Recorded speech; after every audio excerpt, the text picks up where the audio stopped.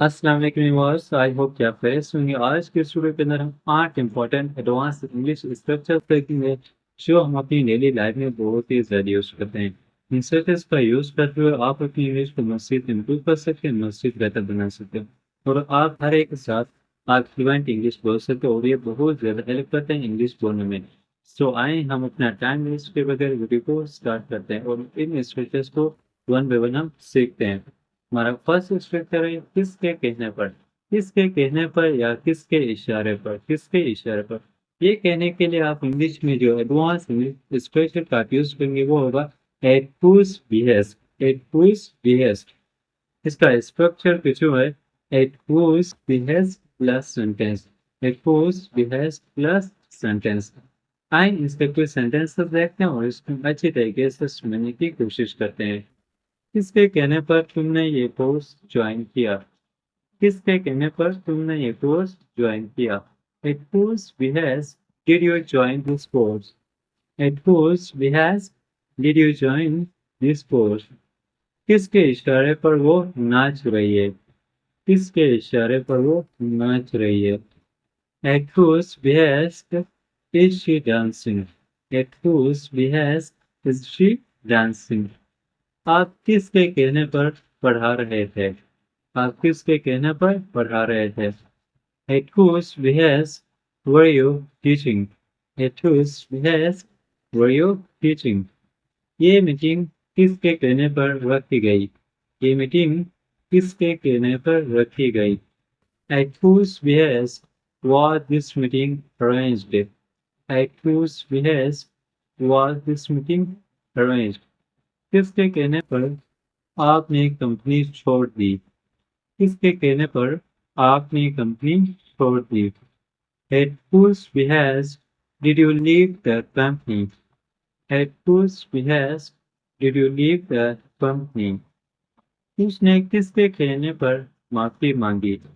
उसने किसके कहने पर माफी मांगी। अभी एक सेंटेंस आप लोगों के लिए उसकी इंग्लिश ट्रांसलेशन क्या होगी ये आपने मुझे कमेंट सेक्शन में लास्ट में बता देना है। तो करवाइट नेक्स्ट स्ट्रक्चर हमारे पास है किस हद तक कहने के लिए आप इंग्लिश में जो एडवांस स्ट्रक्चर का यूज करेंगे वो होगा to what extent. To what extent. और करवाइट हमारा फर्स्ट सेंटेंस है मोहब्बत किस हद तक किसी की जिंदगी बदल सकती है। मोहब्बत किस हद तक किसी की जिंदगी बदल सकती है। To what extent can love change a person's life? To what extent can love change a person's life? Social media हमारी सोच को किस हद तक कंट्रोल कर रहा है। सोशल मीडिया हमारी सोच को किस हद तक कंट्रोल कर रहा है। To what extent is social media controlling our mind?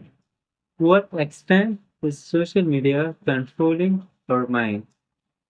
कामयाबी के लिए हमेशा मुस्बित कामयाबी के लिए हमें किस हद तक कुर्बानी देनी चाहिए। कामयाबी के लिए हमें किस हद तक कुर्बानी देनी चाहिए।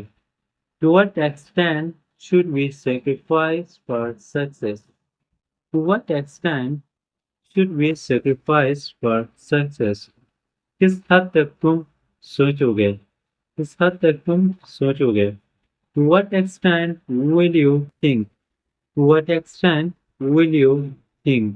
राइट ये था हमारा सेकंड स्ट्रक्चर। थर्ड स्ट्रक्चर हमारे पास है कुछ हद तक यानी कि इसका थोड़ा उल्ट है यानी कि इसका थोड़ा सेम है लेकिन बहुत सा डिफरेंट है। ठीक है कुछ हद तक कहने के लिए आप जो इंग्लिश में जो स्ट्रक्चर का यूज करेंगे वो होगा to some extent. To some extent का यूज करेंगे। कुछ हद तक तुम्हारी सोच ही तुम्हारी हकीकत बनाती है। कुछ हद तक तुम्हारी सोच ही तुम्हारी हकीकत बनाती है। To some extent, your thoughts create your reality. To some extent, your thoughts create your reality. कुछ हद तक खुशी एक इंतखाब है, नतीजा नहीं। कुछ हद तक खुशी एक इंतखाब है, नतीजा नहीं।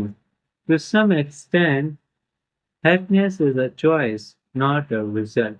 To some extent, happiness is a choice, not a result. कुछ हद तक खामोशी अल्फाज से ज्यादा बोलती है। कुछ हद तक खामोशी अल्फाज से ज्यादा बोलती है। To some extent, silence speaks louder than words.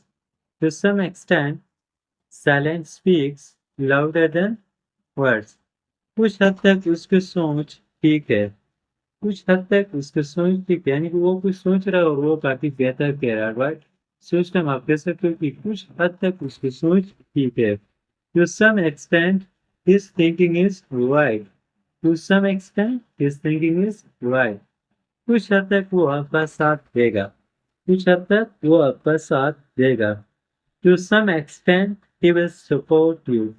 To some extent, he will support you. Alright, ये था थर्ड स्ट्रक्चर. फोर्थ स्ट्रक्चर हमारे पास है आज नहीं तो कल. आज नहीं तो कल या अभी नहीं तो बाद में. ये वाला स्ट्रक्चर हमारी डेली लाइफ में बहुत ही ज्यादा यूज होता है. इस स्ट्रक्चर को आप इंग्लिश में कुछ भी कहेंगे सूनर और लेटर. सूनर और लेटर. सेंटेंस प्लस सूनर और लेटर का यूज करेंगे. स्ट्रक्चर होगा सेंटेंस प्लस सूनर और लेटर. आज नहीं तो कल सब्र अपना सिला दिखा देता है. आज नहीं तो कल सब्र अपना सिला दिखा देता है. Sooner or later, patience shows its reward.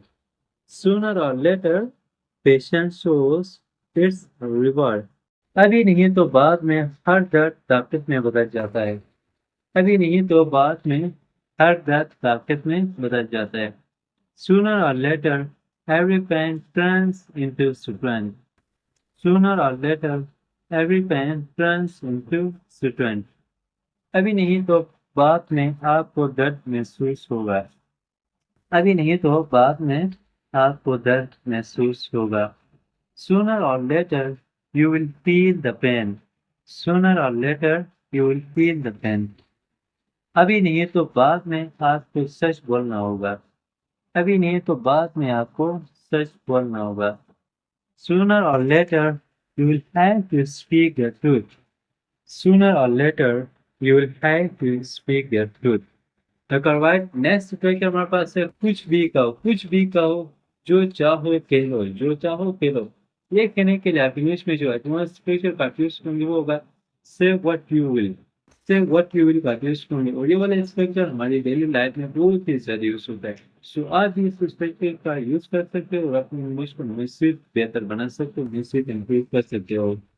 कुछ भी कहो आप एक अच्छे आदमी हैं. कुछ भी कहो आप एक अच्छे आदमी हैं. Say what you will, you are a great person. Say what you will, you are a great person. कुछ भी कहो, सच्ची मोहब्बत हमेशा रास्ता ढूंढ लेती है. कुछ भी कहो, सच्ची मोहब्बत हमेशा रास्ता ढूंढ लेती है. Say what you will, true love always find a way. Say what you will, true love always find a way. जो चाहो कह लो, वक्त तकरीबन हर जख्म भर देता है.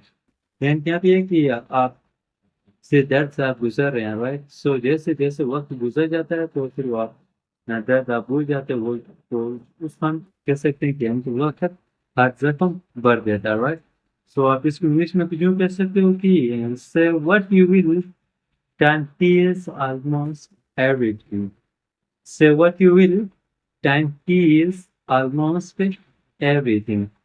जो चाहो कह लो, अल्फाज से खामोशी ज्यादा ताकतवर है. जो चाहो कह लो, अल्फाज से खामोशी ज्यादा ताकतवर है. Say what you will, silence is more powerful than words. Say what you will, silence is more powerful than words. इस सेंटेंस का यूज आप तब कर सकते हो जब यानी कि आप हर वक्त यानी कि बोलना ना पाए, ठीक है? यानी हर वक्त कहते रहते हो लेकिन कुछ असर ही नहीं. उस समय आपने खामोशी का इख्तियार करना है, राइट? जब आप खामोशी इख्तियार करोगे तो वहां तो कोई ना कोई रास्ता जरूर निकल आएगा. ओके, नेक्स्ट सेंटेंस हमारे पास है कुछ भी कहो, मेहनत मेहनत कभी धोखा नहीं देती है. कुछ भी कहो, मेहनत कभी धोखा नहीं देती. यानी कि आप दिन रात एक करते हो, एक दिन ना एक दिन आप जरूर कामयाब हो जाओगे, सक्सेस आपको मिल जाएगी. लेकिन आपने सब के साथ मेहनत करना है और दिन रात एक करना है, हार्ड वर्क करना है, राइट? सो इस सेंटेंस को आप इससे यूज करेंगे से व्हाट यू विल, से what you will, hard work never betrays you. Say what you will, hard work never betrays you. जो चाहो कह लो, ख्वाब उम्मीद को जिंदा रखते हैं। जो चाहो कह लो, ख्वाब उम्मीद को जिंदा रखते हैं। इसकी इंग्लिश ट्रांसलेशन क्या होगी ये आपने मुझे कमेंट सेक्शन में लाजमी बताना है। तो कार्बाइड नेक्स्ट स्ट्रक्चर हमारे पास है दाव पर लगाना। दाव पर लगाना कहने के लिए आप इंग्लिश में जो इलस्ट्रेशन का यूज करेंगे वो होगा put at stake. Put at stake आप यूज करेंगे। उसने अपने महबूब को बचाने के लिए अपनी इज्जत दाव पर लगा दी। उसने अपनी महबूब को बचाने के लिए अपनी इज्जत दाव पर लगा दी। He put his reputation at stake to save his girlfriend. He put his reputation at stake to save his girlfriend. दिन रात काम करके उसने अपनी सेहत दांव पर लगा दी। दिन रात काम करके उसने अपनी सेहत दांव पर लगा दी। He put his health at stake by working hard and night. He put his health at stake by working day and night. सच्ची मोहब्बत वो जब तुम अपनी खुशी किसी और के लिए दांव पर लगा दो। सच्ची मोहब्बत वो जब तुम अपनी खुशी के लिए अपनी खुशी किसी और के लिए दांव पर लगा दो। True love is when you put your own happiness at stake for someone else. True love is when you put your own happiness at stake for someone else. Alright, next sentence हमारे पास है मैंने आपके लिए अपना सब कुछ दांव पर लगा दिया। मैंने आपके लिए अपना सब कुछ दांव पर लगा दिया।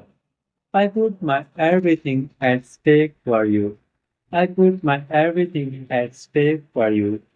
उसने एक अजनबी को बचाने के लिए अपनी जान दांव पर लगा दी। उसने एक अजनबी को बचाने के लिए अपनी जान दांव पर लगा दी। He put his career at stake by speaking the truth. He put his career at stake by speaking the truth. Right next structure हमारे पास है कभी न कभी। कभी न कभी कहने के लिए आप इंग्लिश में जो स्ट्रक्चर का यूज करेंगे वो होगा sometime or the other. sometime or the other. कभी न कभी। कभी न कभी। कभी न कभी तुम्हें पता चल जाएगा कौन वाकई तुम्हारी परवाह करता है। कभी न कभी तुम्हें पता चल जाएगा कौन वाकई तुम्हारी परवाह करता है। Sometime or the other you will realize who truly cares for you. Sometime or the other you will realize who truly cares for you. कभी न कभी दर्द ताकत में बदल जाता है। कभी न कभी दर्द ताकत में बदल जाता है। Sometime or the other pain turns into strength. Sometime or the other pain turns into strength. कभी न कभी वो मुझसे मिलने यहाँ आएगा। कभी न कभी वो मुझसे मिलने यहाँ आएगा। Sometime or the other he will come here to meet with me. Sometime or the other he will come here to meet with me. कभी न कभी आपको ये समझाना पड़ेगा। कभी न कभी आपको ये समझाना पड़ेगा। Sometime or the other you will have to understand. Sometime or the other you will have to understand. कभी न कभी तुम्हें सुकून मिलेगा। कभी न कभी तुम्हें सुकून मिलेगा। Sometime or the other you will find the peace. Sometime or the other you will find the peace. Okay अभी लास्ट एडवांस और इम्पोर्टेंट स्ट्रक्चर हमारे पास है गुस्सा उतारना। गुस्सा उतारना या गुस्सा निकालना। ये कहने के लिए आप इंग्लिश में जो एडवांस स्ट्रक्चर का यूज करेंगे वो होगा when anger. when anger का यूज करेंगे। इसका स्ट्रक्चर कुछ हुआ है subject plus when anger plus on someone. Subject plus when anger plus on someone. उसने अपना गुस्सा अपने भाई पर निकाला। उसने अपना गुस्सा अपने भाई को निकाला। He went his anger on his brother. He went his anger on his brother. अपना गुस्सा मासूम लोगों पर मत निकालो। अपना गुस्सा मासूम लोगों पर मत निकालो। Don't vent your anger on innocent people. Don't vent your anger on innocent people. उस्ताद ने तालिब-इल्मों पर गुस्सा निकाला। उस्ताद ने तालिब-इल्मों पर गुस्सा निकाला। Teacher vented his anger on students. Teacher vented his anger on students. Kashif मुझ पर गुस्सा निकालता है। काशिफ मुझ पर गुस्सा निकालता है। Kashif vents his anger on me. Kashif vents his anger on me. हमें किसी पर गुस्सा नहीं निकालना चाहिए। हमें किसी पर गुस्सा नहीं निकालना चाहिए। We should not vent anger to someone. We should not vent We should not vent anger to someone. No pervert ये थी एक इम्पोर्टेंट वीडियो। आई होप कि आपको अच्छी लगी होगी। वीडियो अच्छी लगी तो वीडियो को लास्ट में लाइक करें और अगर आप मेरे चैनल पर फर्स्ट टाइम आए हो तो चैनल को भी लास्ट में सब्सक्राइब कर लें। प्रैक्टिस करके एडवांस और इम्पोर्टेंट स्पेशल वीडियोस आपसे मिस ना हो। और थैंक यू वेरी मच।